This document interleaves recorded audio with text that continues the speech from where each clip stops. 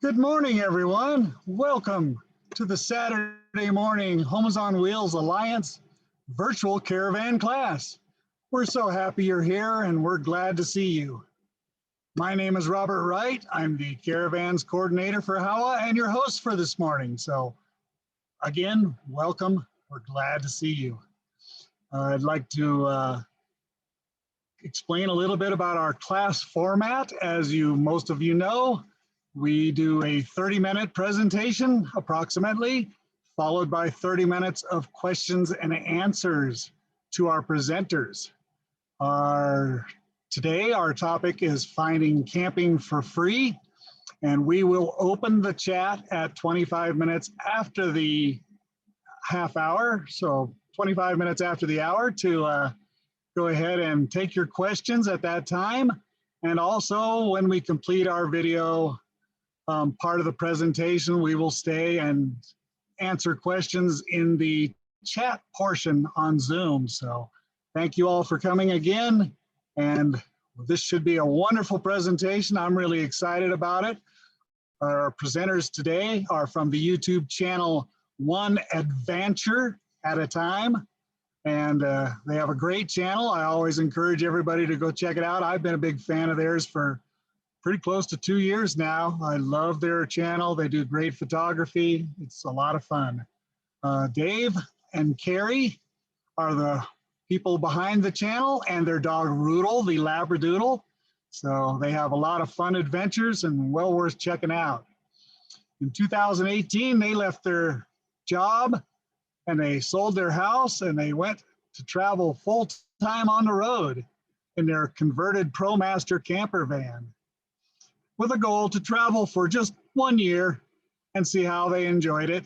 And they actually found out they really enjoyed it, and 1 year turned into 2, and now I believe they're starting year 3. So they really love this lifestyle, and that's fantastic as they boondock their way all across the country, and they do find some excellent free camping spaces. So at that point, I guess we're done. We will just welcome Carrie and Dave from the YouTube channel One Adventure at a Time so they can turn on their video, and we will get right into our presentation. Welcome, Dave and Carrie. Hi. Thank you, Rob. We're honored to be here. I'm excited to share our experiences and what we have learned about free camping in the last couple of years. Excellent. Go on ahead and share your presentation. Okay. All right, just a minute here while we get this set up. Technical difficulties. We had it all ready. And then we hit a button. All right. How's that? Perfect. Okay. Hi, everybody. Hello. There's always technical difficulties. I'm Carrie. I'm Dave. And we're one adventure at a time. I don't know if you can see Rudel's back there on his bed. Here's a closer view of Rudel the Labradoodle. It's the star of our show. He definitely is. So we'll just give you a little bit of background about us. Dave and I are high school sweethearts, and we will be celebrating our 28th wedding anniversary this year. Next month. Next month, yep. And we were living in a traditional sticks and bricks in California. We bought a house at the height of the housing market. And I always joke and say, as soon as we signed that mortgage paper, the housing market crashed. Yep, and I got laid off. And you got laid off the same weekend. So fast forward 13 years later, we stayed in that house, but we were house poor. Yeah, I was working a job for 13 years that I did not enjoy. Long hours, hard work, and then I'd get home and have to do more work, and we never had money to go anywhere and do anything that we really enjoyed doing. Yeah, all we basically did was have money to pay the mortgage. We didn't have money to do upkeep. In California, there was severe drought, so we had to let all of our lawn and everything die. It was just a long 13 years, and we were ready for a change. And I have been ready to pretty much live on the road and do this lifestyle for long before Carrie, but then something happened and changed Carrie's mind as well. Well, I grew up off grid, so living off grid to me didn't sound very fun. I grew up off grid when off grid wasn't cool. Well, wasn't modernized, so it wasn't modernized. It So was roughing it. I got really used to flipping a light switch and having the light come on and flushing a toilet. And so I was like, no, been there, done that. I don't want to do that anymore. But at the time, I was working in a medical office, and I will never forget this couple that came in that I helped. They were both in their 80s. They had the weight of the world on their shoulders. It was a gentleman and his wife. She was wheelchair bound and she had dementia. He was caring for her full time, and they both needed surgery. And he stood in front of me in the doctor's office, in the waiting room, in front of all the patients. And he said, we saved our entire lives for our golden years, and we're too damn sick to do anything. And he started sobbing uncontrollably. Yeah. And for this big burly guy to stand in front of me and just, I could tell the weight of the world was on his shoulders. And my heart went out to him. I gave him a hug. And later that night I went home and I said, Dave, you know what? How about we do this? And he's like, are you serious? I was like, yeah, let's do it. Let's give it a try. So we sold our house. December 2018, we were on the road officially. And so when we got on the road, we didn't start with a lot of money. We used our money to pay off all of our debt, all of our bills, build out our van. We had just enough to last 1 year if we did not pay for camping. So Yeah. we had $12,000 saved up. We figured we couldn't spend more than $1,000 a month for the first year. We knew we were going to be camping for free from the start. And $1,000 kind of sounds like a lot of money, but that was for everything.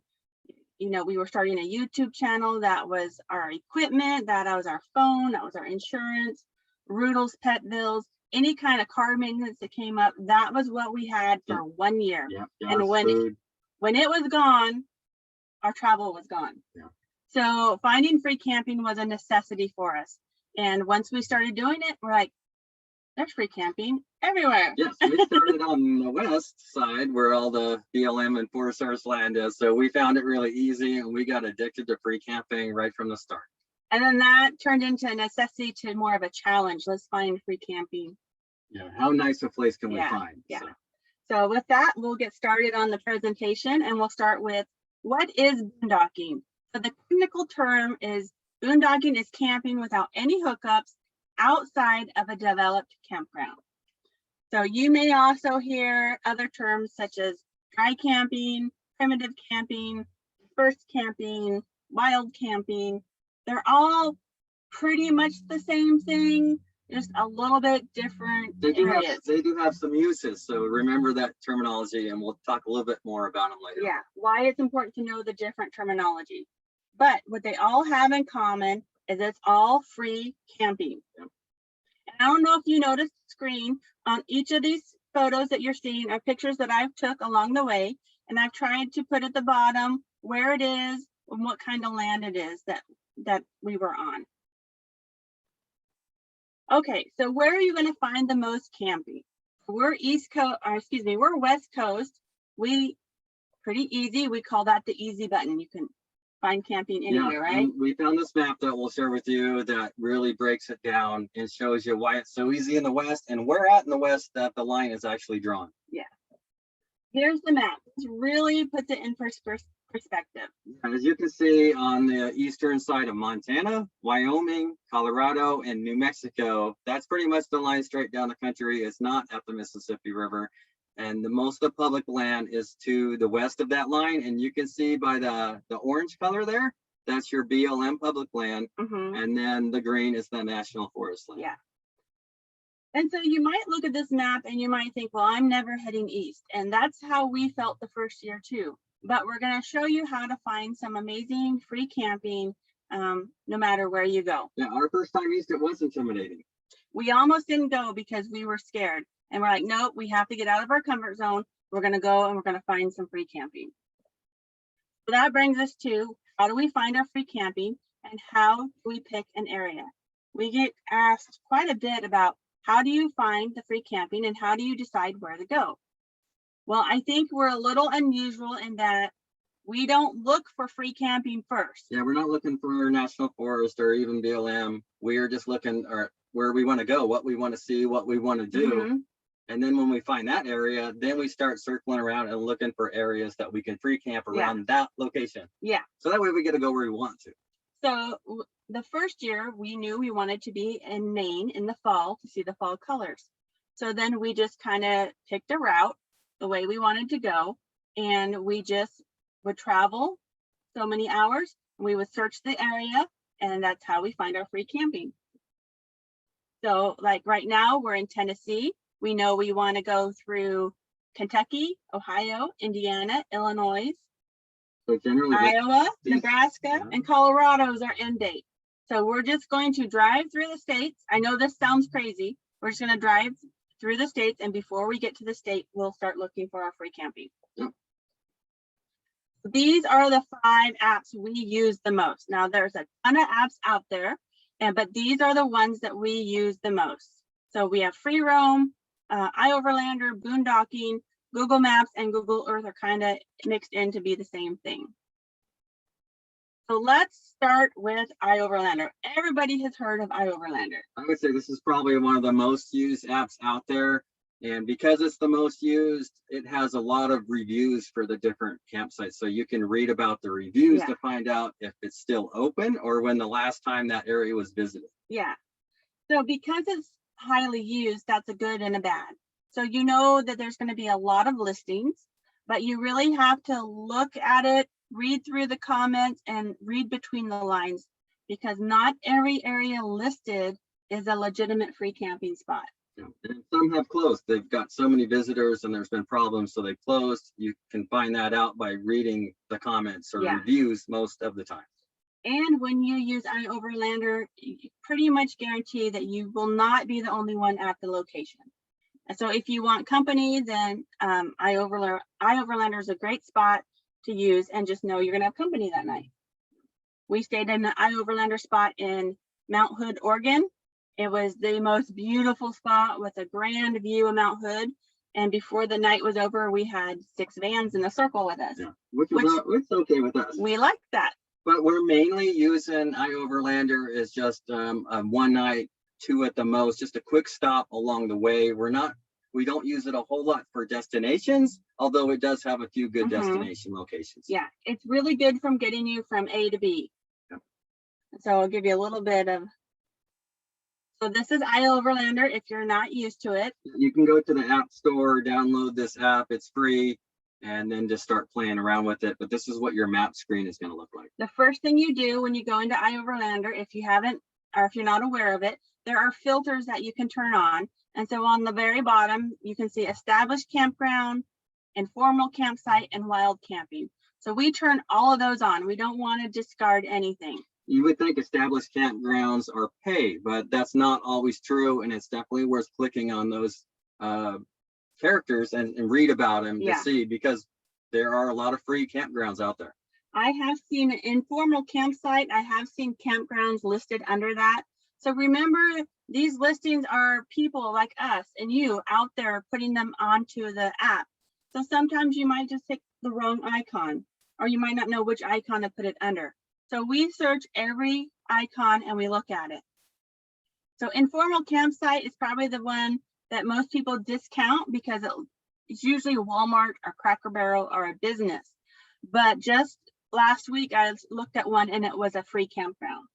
Off the beaten path. Yeah, so look at them all. This is a good example of an iOverlander, and this will give you an idea of what we do when we open one of those icons. So the first thing I'm looking for is trying to figure out if it's pay or free. And then the second thing I'm going to look for is the last date of the review to see how long ago that was. And you can tell by this, the first date on there is 7/6/2018. That's pretty old. That's old. So a lot could have happened to this location between here and there. The first sentence, though, it does say it is free. So that's good information to know. That's a plus. Yes. But if you continue to read, it says the facilities are in really bad condition and the road to the campsite is really horrible. So we also look at a good portion of the comments. We just don't take one of them, because one person might hate the campground and 5 people might love it. Yeah, it's also weather dependent. Somebody could have went there during a rainstorm in the spring, and another could have went there in the summer, in the dry season. Yeah, so you got to kind of take all these things into account. If this comment was in December, you know, maybe it was winter and that's why the roads were so bad. But this comment is in July, so that gives you a clue that July should be dry. The roads are probably pretty bad. And the second one, 10 sites, tables and toilets, free, nothing about roads. But we would do this for every icon that we open, and we would just kind of check. Yeah, the main thing to get out of this, if nothing else, is read through all the reviews and look at the dates. That's the 2 things, dates and reviews. If you open a location and it has 5 comments and all 5 comments are from 2015, then you know that this probably isn't going to be a very good spot. Or it's probably closed. It could be closed and not marked. So you should probably have a backup in mind. So let's go to our second app, which happens to be our favorite app. This is my absolutely favorite app, and I'll tell you why. This is FreeRoam. And it's also free because they have filters where you can see the public land. You can see what's BLM, what's Forest Service. And they have destinations there that you want to stay at for a week or longer instead of just a one-nighter. Yeah. So these guys have done a really good job creating this app. It doesn't even have ads in it. All the revenue comes from donations, and they just super good creators that made a really good product. So this app is not as widely used as iOverlander, so there's not as many places to choose from, but they tend to be more of the destination places. Yeah, and we haven't found, I'm not sure we've even found a closed location yet. I don't think very few. So here's an example of FreeRoam. If you look at number 1, that's what it's going to look like when you open it. And the arrow is pointing to the layer menu. And this is what you're going to want to turn on. If you look at the picture number 2. For me, this is what makes it super special. Looking at number 2 there, their very first layer is BLM land. So I'm going to just click on that, and that's going to bring up an overlay that has BLM land located on it. And then I'm going to click the next one, which is Forest Service land. So I can tell where the public land is at. Yeah. That's a really cool tool. I've seen other apps that charge you for this tool. Yeah. So these guys are doing great. Yeah, the first year we paid for an app that I think was $89 for the year that told us this. And so it's really awesome that this is in here. So if you look at number 3 there, you can see that the green, it's got lines through it. So that's showing you the Forest Service. And the tan color there, the brownish tan that has the lines through it, that's BLM land. Yeah. So you can already tell if your campsite is going to be on BLM or Forest Service land. Yeah.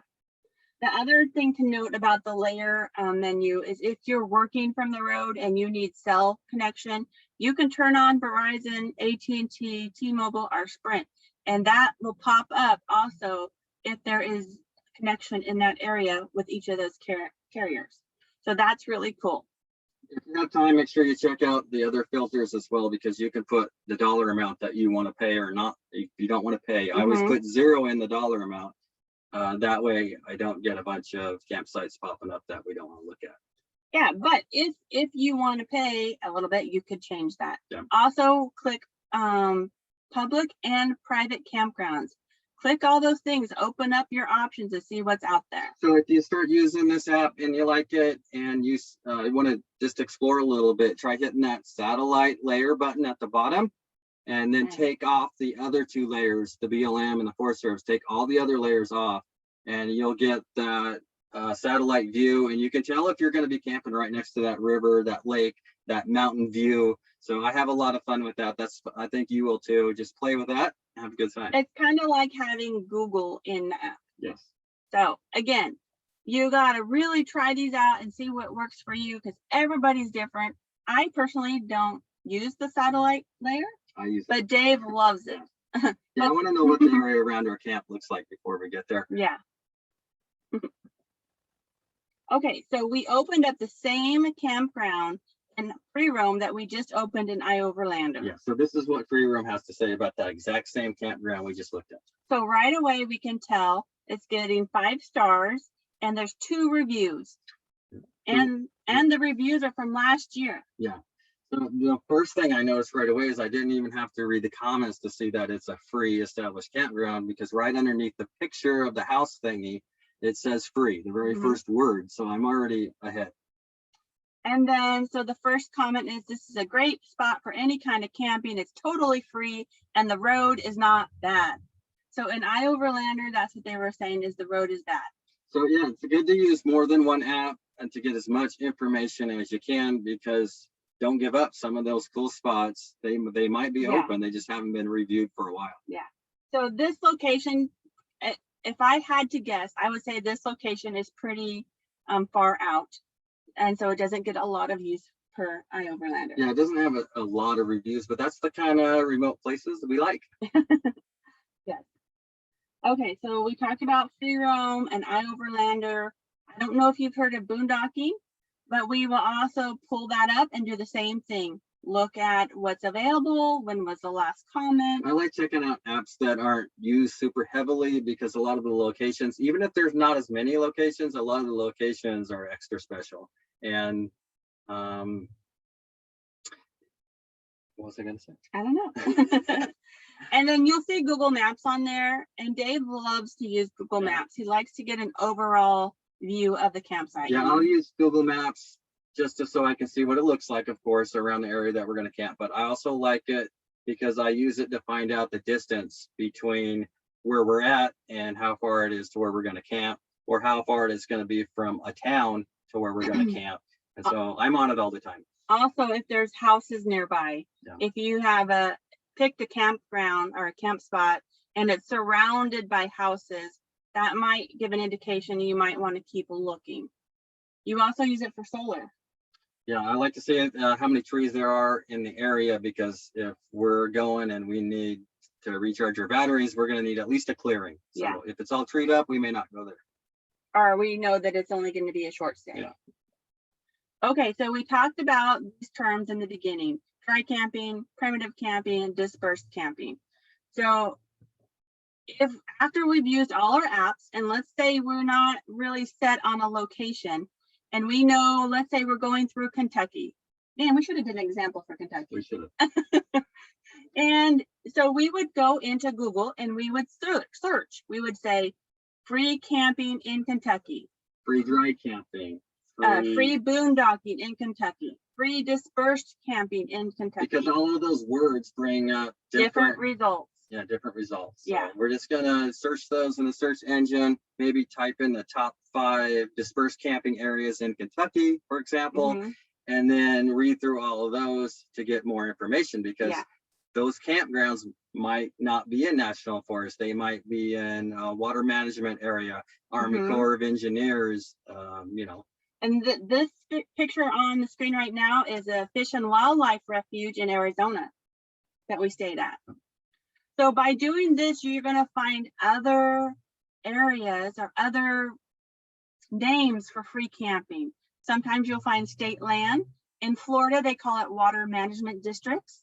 And you might find Army Corps of Engineers. Our first example is when we went to Maine. We couldn't find any place to stay, and then we started learning about public reserve land, and we found that through a search engine. Yeah, we said free, I think dispersed camping in Maine, and it came up public reserve land, which is basically like BLM land, but it's land they set aside in Maine, and they have quite a bit of it. More like state land instead of federal land. Yeah. But every state might have this, so that's something that you want to look for. And in Ohio, they call it recreation land, and here in Tennessee, they call it the TVA, Tennessee Valley Authority. You can see Rudel back there. Yeah. So we take all of these tools and we just really, I know it sounds like a lot, it's probably overwhelming, but once you do it a few times, it's actually really easy. It gives you a really good picture of what might be out there. Yeah, I wouldn't give up as far as going east, because some of those locations that we're finding are just incredible. Yes. And they weren't that hard to find. Just a little bit more research. Other tools that you can use, this has been a really bad year because of COVID, but if you go to a ranger station or you go to the BLM office, they're really helpful. They'll usually give you a map They'll tell you the road conditions. They'll tell you the best free campsites. They're just a wealth of information. Unfortunately, most of those offices are closed because of COVID, but when they do open up, be sure to check these out. And you like them because? Well, they have, a lot of them have water. I mean, you can get free water, and they have water hookups right there at the ranger station. Yeah. The other thing I just wanted to mention real quick is we do by paper state maps for different states that we spend a lot of time in. So with the whole COVID thing going on, it's nice to be able to grab, and you don't have internet, it's nice to be able to grab a nice paper map and look and see where the public land is, to see where the campgrounds are, to see where the free camping is. That is a good thing. Excuse me, Dave and Carrie, just to let you know, it is 25 minutes after the hour, so we will be opening up the chat for our attendees, and they can ask their questions there. So hopefully they'll get their questions ready and start typing them. And you have 5 minutes or so on your presentation, so continue on. Okay. All right, sounds good. All right, really quick, we want to make sure that you know about off-season camping. Usually between November and April, most campgrounds are free. But you have to be prepared for snow. This is a free campground in Oregon. I don't know about most campgrounds are free, but I would say a lot of the paid campgrounds off season are free. So don't be afraid to drive into a campground that usually makes you pay just to check it out. Because if you find plastic all over the signs and the pay envelope box, it's free. It's free. Yeah. Okay, really quickly before we go, we want to talk just a little bit about safety. We're out in the middle of nowhere. So how do you keep yourself safe? This is what we do. We make sure we have a quick getaway. Make sure the van is pointed so that if you need to leave, you can just drive straight out. Yeah, don't have stuff all cluttered up in the front seat. Have your keys ready to go. Be ready to go at a moment's notice. Yeah. Check the weather for where you're going. If you're going and there's going to be a big storm, you might think twice about maybe going to that location. If you get to a spot and it doesn't feel right, don't stay there, just leave. Try to arrive during daylight hours so you can check it out and make sure it just feels right, and you're not going to have any problems, because you roll in a place at night, you might not be able to see the dangers around you. Yeah. So we pulled into this campground in Mount Shasta, California. We had the most beautiful view of Mount Shasta, and we looked over, and into the bushes was an abandoned car that had all the windows broken out. A fairly new abandoned car. Yeah, and had we arrived at night, we wouldn't have seen that. So we chose not to stay there. Yeah, and if either one of us feels unsafe with an area, we don't argue about it. We just leave. So one person says, oh, I don't like this spot, that's it. But we know that we don't take advantage of that. It's not like the boy who cried wolf. Now, I have to really feel uncomfortable about a spot, and then we know that it's time to keep moving. Always let somebody know where you are. You know, you're keeping an eye on the weather. You never know what could happen. So that's a good thing to do. Yeah, it's also a good idea to have a personal locator beacon with you if you're by yourself. And then we just want to talk about leave no trace. You've probably seen in the news and some of the boondocking forums that there are starting to close down some of the national forest campgrounds. And we have seen some trash. We pick up trash wherever we go. Yeah, we leave every campsite better than we find it. Plus this year we're doing a little extra. We're trying to leave a little firewood by the fire. We're cleaning it up, leveling the table, making sure when you get there that you're gonna say, wow, this spot is awesome. Yeah, not only are we leaving it better than we found it, we're setting it up for the next camper. Yep. And then I just want to give you a couple of pictures of where we camp. This is High Rock Bay, Copper Harbor, Michigan. And as you can probably see a theme in our presentation is we don't get up early enough to see sunrises. We get a lot of sunset. And this is the free camping that we talked about in Maine. This is Moosehead Lake. This is actually a campground called Cowan's Cove. This is Stanley Lake, and this is there's dispersed camping around the lake. And this is one of those areas where there's free camping in the off season. If you want to see more perspective on these areas that we camp, of course, you can always come and watch our YouTube channel, because we show details of this area and our whole experience at all of these locations. Yes. All right, I think we're probably ready for chat. Yeah. I'm gonna grab one of those maps out. Okay. Did you say you were ready for questions? We're ready for questions, Robert. Okay. Excellent. That was a wonderful presentation. I really enjoyed that. That was Thank you. Thank you. that was fantastic. I use the same apps too, the iOverlander app and the FreeRoam app for just really, I found those two to be my favorite as well. They Yes. just give me the most information. That's good to hear. Let's get right to the questions here. We have a question from Karen H. And she says, I absolutely love your channel, a favorite, Thank you. including when you get show your techniques of getting unstuck from the snow, mud, and That's my sand. favorite. I love getting stuck. Yes, we've witnessed that a few times. Her question is, in the West U.S. Forest Service areas, what approaches do you use to select boondocking regions during active fire and smoke season? And once there, if you have no cell, what considerations come into play for you when to leave for fire reasons? That's a good question. We haven't really had to deal with that too much, have we? Northeastern California. Yeah. We definitely, watch the weather forecast. A lot of times the National Forest Service, if there is a fire in the area, that's one of the things they do is they drive down all those back roads and let you know. But I mean, you can't count on that. You have to watch for your own safety. We're always checking for smoke. If you can't contact somebody, then every other day or so, maybe you want to drive to an area where you could just find out and make sure everything is safe. You might also think about checking the fire danger in those areas. If there's extremely high fire danger, then we wouldn't have a campfire during them. We'd be more vigilant about looking and maybe not so far out. Yeah, I would recommend also stopping by before you get to your campsite. Stop by that ranger station. Ask them about the fire conditions. Let them know where you're going. Ask them, hey, if there is a problem, are you going to be able to get out there and let me know? Because I hear there's no connection. Just get the word out, what's going on. Tell somebody where you're going to be at. They can have them, ask them if they could just keep an eye on the news and the fires in the area, and give them the name, the number of the ranger station so they can come and tell you.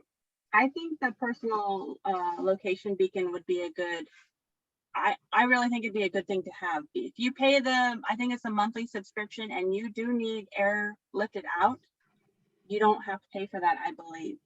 So I would highly suggest I think it's a Garmin location beacon. The other thing is when you're camping in a certain area, try to situate yourself and think about where you would go if you did see smoke and you could not get out of the location that you're in. So try to plan out somewhere safe that you can maybe wait out a fire, worst case scenario. Obviously, you want to get out of there if you can. Yeah, that's a good question. Last year was a bad year. Very good. Yeah. We were camp hosting in Mount Hood and got chased out because of the fires. And the Forest Service comes around and, with their loudspeaker and drives down the roads and says, hey, time to pack up and get out. So if you tell them where you are, they will go find you. Absolutely. Yeah. Very good. Lisa B says, great info, guys. Can you speak more on the cell coverage on FreeRoam and other apps? I found the cell coverage apps to be a little bit inaccurate. So as far as us, we'll check out if an area has good cell reception, but we don't really dwell on it because we know that we can go, 3 or 4 or 5 days without that. So, but have you actually tried that layer on that? I have put the layer on. We have Verizon, so I have put the layer on.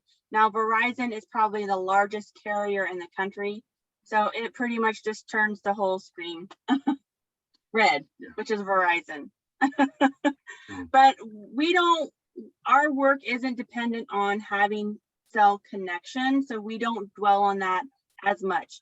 We typically go into town once every 7 to 10 days. So we know we're going to have reception now. Yeah. So I'm sorry, we're not a wealth of information on that. Yeah, I'm probably the opposite. I rely on internet connection all the time because of the work. So a lot of those apps that I use them for finding which campsite actually has great reception. Okay.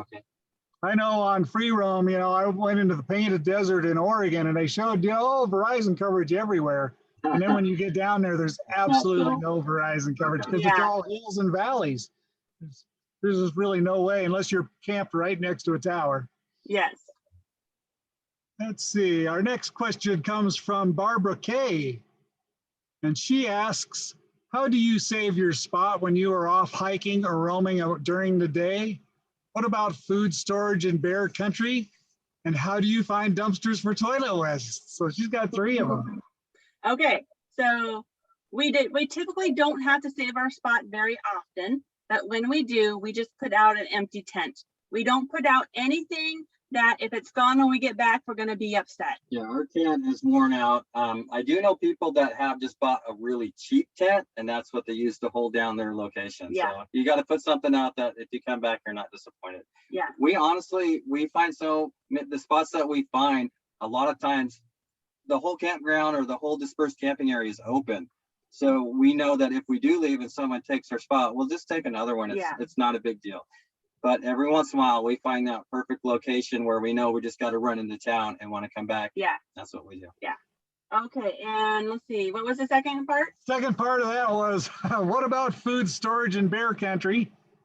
Okay. So that's a good question. We don't actually do a whole lot for food storage in bear country. We have not seen a bear the entire time we've been on the road. No, but we are aware of bears. So we don't leave any food outside overnight. Yeah, we don't leave any dog food out, and we lock our doors every night, all the time, because bears can't open doors. I have thought about that because our food is inside and bears can smell it, I'm sure. That's also why you leave a way to get out. Drive away. On another note, we got a game camera now, so we're hoping to catch a bear. We're hoping we catch a bear. Yeah, I'm the same way. I've done a lot of camping. I've never seen a bear. I know. I'm almost like, should I leave food outside to bring one in? We kind of joke. I do not recommend that. We joke with our friends that we're going to put a fish on top of their van. He wants a claw mark on the side of his van from a bear, so. We don't really want to get that close. We're just joking. Okay, what was the last part of the question? Compost. The last part of the question is, how do you find dumpsters for toilet waste? So if we're in the national forest, we dig a deep cat hole and we empty our waste that way. Yeah. And we don't put any paper in our waste, so we feel good about that. You do need to be at least 200 feet away from any water source or any place that is a camping public area. So you want to be out and feel free to go 300 or 400 feet because you want to just leave it nice, looking better than before. Yeah, and you want to make sure that after you put the waste in the hole, there's at least 8 inches of dirt on top. And we don't dig any holes where anybody's going to camp. Yeah, and so, I mean, we will use a public dumpster or something like that if it's our only choice to put waste. We're not finding that problem that often. Yeah, we don't do that very often. We have had to do that once or twice. I don't put it in garbage cans where people are going to handle it. I will put it in a dumpster, and we try to do that not as often, or we try not to do that. Yeah, it just doesn't happen that much. Yeah. Yep, I agree. Next question comes from Lisa B. She wants to know what your favorite weather app is. I laugh because I like the Weather Channel. He likes AccuWeather. We constantly argue about the weather all the time. So, because we don't. And then what do we have? We have a Storm Shield. We use that, and Storm Tracker. And you just found one called On the Way that we're going to check out. Yeah, On the Way is a pretty cool app. It's new to us. We're just kind of exploring it, but you can punch in where you're going and it will show you the weather along your whole path. So that's pretty cool. I mean, you may not know that the area that you're going to is going to be at 11,000 feet, but when you see the temperature, you're going like, oh, okay, what's going on here? Why is it 22 degrees there and it's 80 here? Also, it's the same with our boondocking apps. We don't just use one. We look at maybe 3 or 4. We never rely on just one app. Yeah, and of course, I'm always hoping for big storms, so that's why I'm checking all the time. We're trying to find the weather. Because we will drive out of our way to catch a big storm. Yes. Yes, I don't recommend that. that. I'm not saying for anybody else out there to do that, but that's just something we're into. Yeah, it's beautiful to watch a lightning storm. It really is. Yeah. Till it gets too close. Yep, I use WeatherBug and a thing called My Radar, which I really like because it gives me wind, a lot of wind mapping. So that always helps. I do have some, I do use some apps for my drone that will show you the wind gusts, the wind condition, where the wind's coming from, Visibility. different weather patterns. So I'm always looking at that one as well. And Excellent. that one's called Kitty Hawk. But you got to be a drone pilot to figure it out. No, you don't. All right, Rick asks, this is our another plug here, is what's the name of your YouTube channel? All right, thanks, Rick. Our YouTube channel is one adventure at a time. So we thought we were being clever, but it turns out people Think we spelled adventure wrong. if you type it as adventure, it doesn't come up as us. So it probably has hurt more than it's helped, but we still like the name. I think it's finally come around that we're getting big enough now that it pops up.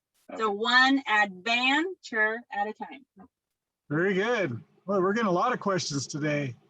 Let's see, do you keep your phone notifications on for any kind of weather or notification systems? Yes. Yep, we don't turn that off. Which is nice because, like, if there is a lightning or thunderstorm or whatever, we can see how close the lightning is. Mm-hmm. Very good. No Man's Van 20 says, thank you, great presentation. What's your favorite state so far for boondocking? It's a really tough one because we've actually went through a state before. Like, I'll give you an example. We went through New Mexico our first time. Did not like it. And we did not like it. We didn't have a good experience. But then we went through it again, did, you know, a little more research, and we love that state. Yeah. So it's super hard. So different times of years or different time of the year for different weather, I like different states. And every state has a gem, is what we found. You might have to look a little harder, but every state has something spectacular to offer. We found. I mean, I'll give you a couple names. I love Idaho. I love Utah. I love parts of Arizona. Yeah.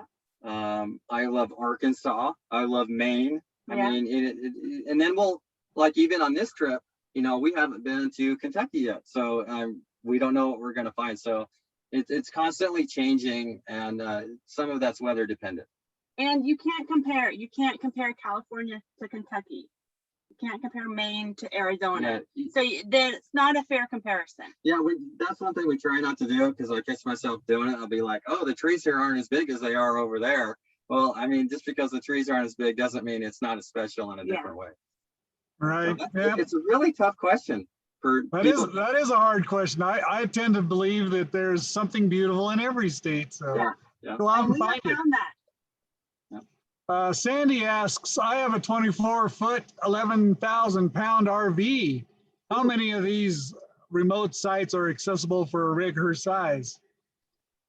I would say Half of them. half of them. Yeah. We're trying to actively do that more at the end of our videos, is touch on the rig size. Yeah, I think we're pretty good about remembering to tell people, you know, what size rig that we think can get in the campground that we're in. Yeah. So I'd say at least half the ones we visit are big. Yes. And Yep, if you find one of the locations on our channel and you want to know, message us and we please. can tell you. Yeah, give us a comment, because we'd like to answer as many questions as we can, because we like to inspire people to come out and have as much fun as we're having, because we're having a blast. I don't ever want this to end. And we want you to have a good time. So we tried to share all the information so that you will have a good time. Yep, I agree. That's a good thing about reading those reviews, is because sometimes you'll say, hey, I made it in here in my 27-foot, you know, and then you go, oh, okay, so it's accessible for big trailers or trucks and trailers. Yeah, depending on your experience, because everybody's got a different level of experience. So it can be a tough call. You're right. Next question is, have you ever had any mechanical troubles with your rig? Yes. Yes. So it's definitely part of our budget, is maintaining our vehicle. And I think we're averaging at least $500 to $800 in repairs a year. So the first year we had an engine coil go bad. Last year we had a second engine coil go bad. We just had to replace our front brakes, but that's normal wear and tear. And our transmission has slipped a couple of times, which is not what you want. We had it serviced and we've gone 3 weeks without a slip. So we might have bought a little time to hopefully save up money in case our warranty does not cover it. And having said that, we were traveling in Reno, and Rudel decided to put us in reverse as we were driving. And the van came skidding to a halt in the middle of the street.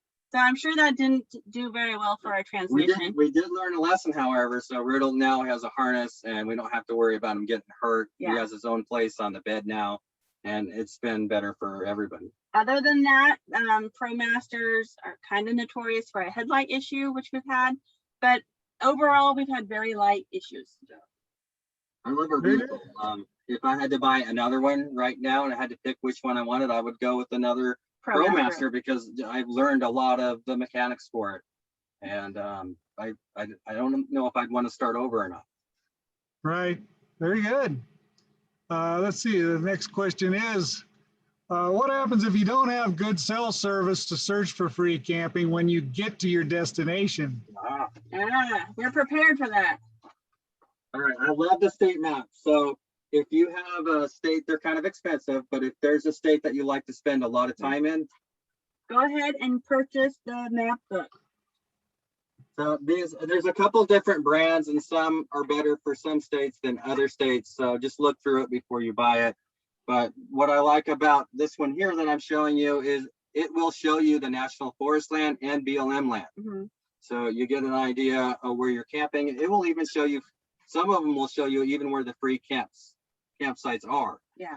So it might be outdated and it might be closed, but at least you have something to go with if you don't have cell connection. And some of the apps, you can download a map for that area when you have cell reception. So when you don't have cell reception, you already have that downloaded on your phone. Yeah, not a bad idea just to take a snap picture while you do have pictures too. Internet connection, so you have something to reference if you don't want to buy the maps. But I'd like the maps, they're fun. I've always been into nautical charts and things like that, so I have fun just opening it up with spare time and looking what there is around us. Yeah, I'm the same way. I actually struggle to look at maps on my phone because you got to zoom out and zoom in to see stuff, and it's something about having it in your hand and just being able to turn the page and really get involved in it. So we're going to spend a lot of time in Colorado this summer, and we have a Colorado map book too. Right, and you like the benchmark maps a lot? Like for this state of Arizona, that benchmark one I do like, but I've seen the benchmark for other states that aren't as good as the DeLorme. DeLorme, yeah. So it seems like it changes state to state, but maybe I could have an outdated one, and that's why it's not as good. Yeah, I found this one for my look. It's actually National Geographic. Okay. It's a road atlas, so it covers all 50 states, Canada, and Mexico. But it's the adVANture edition. Oh, that's so cool. It gives you all of the campgrounds in those states. Okay. Thanks for sharing that. I like that. I like this one a lot. It's really helped out. I found stuff on here that weren't on any of these apps. So I find that one to be very useful for me. I like the tip. Yeah, there you go. Learn something new. That's the whole part of this adventure. Let's see what our next question is. JB in Water says, love your channel. What drone would you recommend for a beginner? Okay, so actually the drones that I'd recommend for a beginner are the same ones for someone that's experienced, because like the DJI Mavic Air 2 that I'm using has a lot of sensors on it. So it's going to be easier for you to fly. If you buy a cheap drone, it's not going to have sensors and you're more likely to crash it. But we had the Mavic Air 1 and we used that for the first 2 years and it was awesome. The drone that I would suggest you don't buy is the Mavic Air Mini. And the reason I say that, it's so light. And a lot of people get this because you don't have to register and you don't have to have a pilot's license and all that. And it's a little bit cheaper. It's a little bit cheaper. I would not recommend the Mini at this point. You can't fly it in any wind. It goes away. It flies away. But they keep updating these drones all the time, so you got to keep your eyes out. But I do like the one I'm flying, the Air 2. I'm not sure if they even sell the Air 1, the original one anymore. But it's really hard to crash. I mean, if I fly right at our van, it's automatically going to lift up and fly over the top of it. I mean, it's not going to hit it. Yeah. It does not have sensors on the side. So if you're flying sideways and there's a tree there, that could be the end of your drone. So Right. I love our drone, man. It gets right to where I want to go. I did get my pilot's license, so I'm all legal on that, and I can fly it responsible. And I'm just having a great experience sharing what we find. Yeah, I would say, you know, that's one of my favorite things about your channel is your videography, both with the drone and what you shoot on the ground, is just amazing. It's just so beautiful, and it's well worth.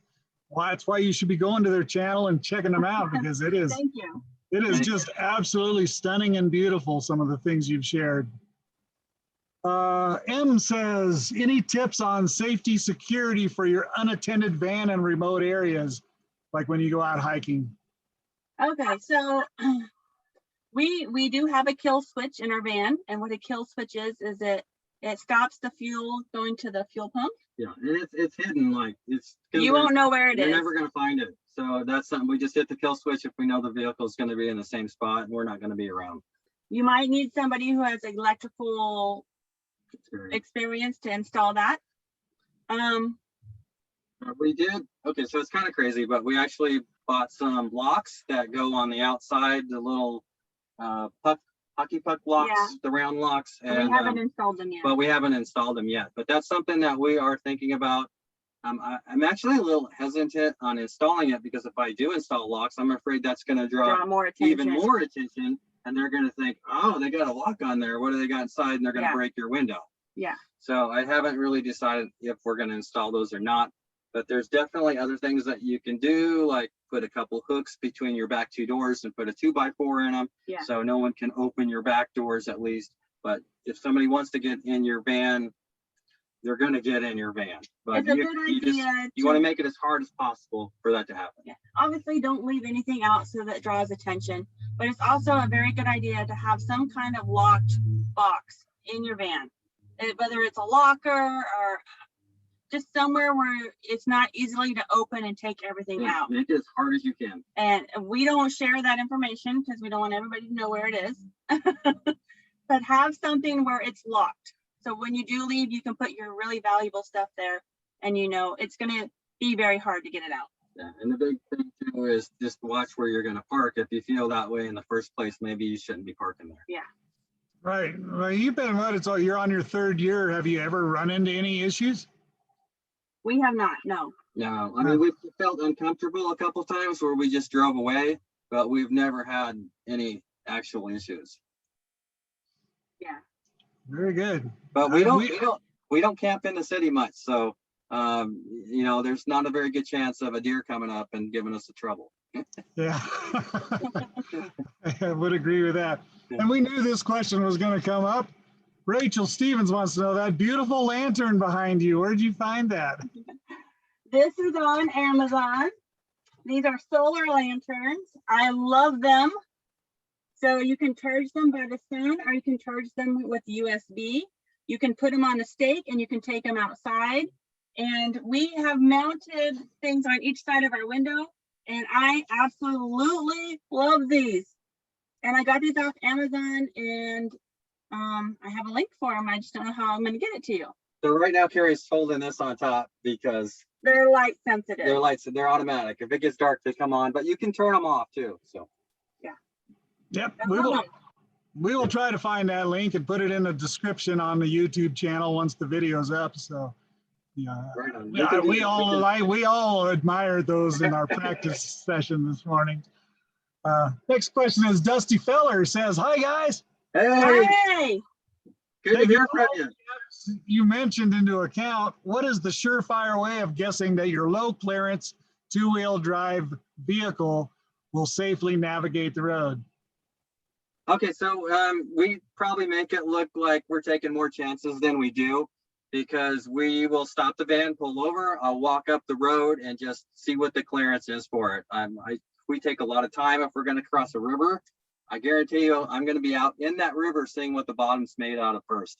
Yeah. So the things that we probably maybe should show. We should show a little bit more. We should show a little bit more in the video of the groundwork that we do, just to make sure we're not tearing anything up. And I think it's easier because there's two of us. So I can get out while he's driving and we can have hand signals like stop, stop, stop, or, you know, it's a little harder when you're by yourself, but same things apply. Yeah, you just take your time. If you're going to be driving somewhere that's questionable, there's most of the time there's no reason you can't pull over and just get out there and take a look at it and see. Yeah. And we go slow. I mean, if we're on a rough road, we're crawling. So. Yep, I remember leaving the Grand Canyon area, the Kaibab National Forest during COVID, and driving down a road at about 8 miles an hour for 20 miles. Yes. Yeah. We've done that. We've been there. So that's when you know you're going to get back somewhere and nobody else is going to be there. Yeah, it was a long trip, and it was fun. Let's see, Wendy wants to know, this is an interesting question, very specific. Do you know any public land free campsites in Northern California that have good cell coverage, T-Mobile or Verizon, and not far from town? I know some really good places, but a lot of them aren't. It depends on what not far from town means. I know where several locations are in that area that are within, what, hour drive so of town? Email us at oneadvantureatatime@yahoo.com. and we'll try to get you some more specific. Yeah, we can actually set you up with quite a few locations and give you GPS locator for those. And this is a great spot to go to because we probably know more about Northern California than anywhere we've been. That's our home stomping ground. Very good. Yep, I've just put your email address in the chat. Thank you. Let's see where we are here. Susan Schaefer wants to know, which map book for Colorado do you use? I think it's DeLorme. DeLorme? We got the DeLorme. Very good. And we're starting to circle things in it. And also another way we find free camping is by people telling us. Yeah, it seems like we get really good tips from locals and that we can't find on any other map. So those are like really gems when you get one of those. I have a book and every page has a different state, and I'll write, when people tell us you have to go here, I'll write it under that state. Yeah, not only that, but I'll take the time to ask them, say, hey, if we do a video on this spot, is that going to spoil it for you? And they say, go ahead. Then we do it. They say, oh, I'd like to keep this quiet. Then we won't do a video there. Right. Yep. See, I'm old school because I'm an old man, and I used to have just boxes of paper maps, you know, because that was all before the internet and all that stuff. Yeah, So it's just map after map after map, and I love the paper maps. So. Well, Dave was in the Coast Guard and he used to do charting, so he loves maps and charts and stuff like that. Yep, and I'll tell you, with a compass, you can find your way out anywhere, can't you? That's the best way to do it. This is an interesting question. Nomad Mike says Apple or Android and why? Apple. It started with Apple because all our family have Apple, so we can all do the FaceTime, the iPhotos. We just don't have an experience with Android, so. We've always had Apple, so we've just stuck to what we know. Yep. And also a question, have you ever used the drone to check out the road ahead of you? We were up in Northern California next to Medicine Lake, and we were starting to get snow patches, and we wanted to see if we could, if it was just a couple patches here or there, or if it was going to be all snowed up. So I got the drone up, I flew ahead of us, and it was covered with snow for miles. So that did save us some time.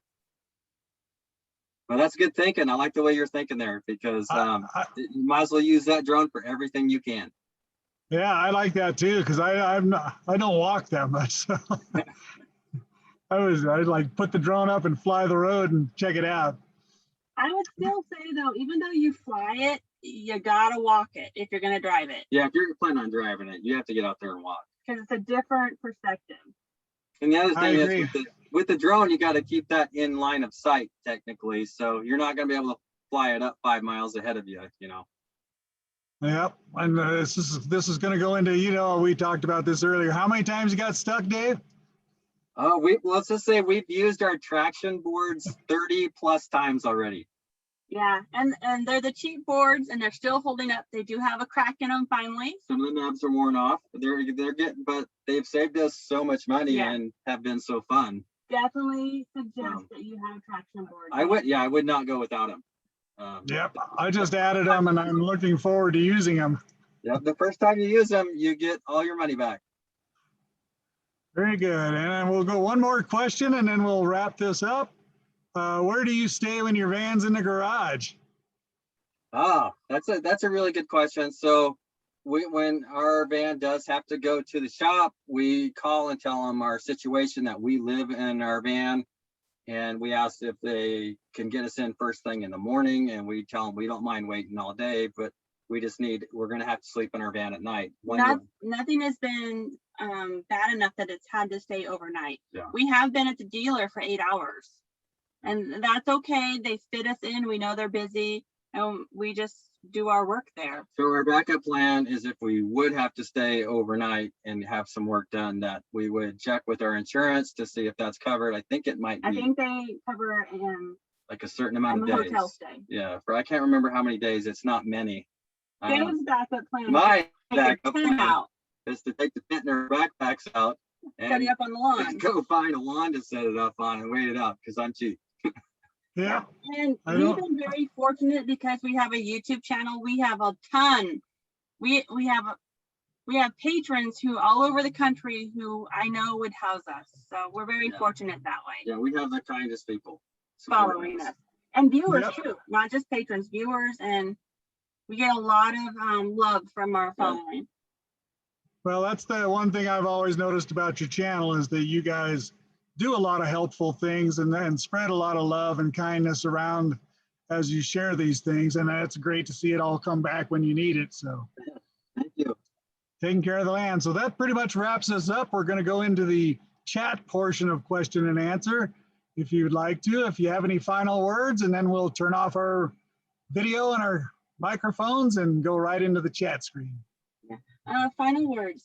I hope that we've inspired you just to get out and explore. Use all the tools that you have in front of you and find awesome places. And I feel like the more effort you put in, the nicer places that you're going to find.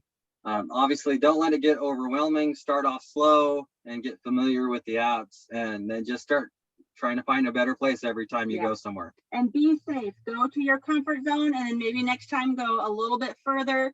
And as you get comfortable with off-roading, you'll know what your vehicle can do, and enjoy. It's beautiful out there. If you're in a jam, write down our email and give us and let us know what your problem is. Maybe we can help out. We'll try our best.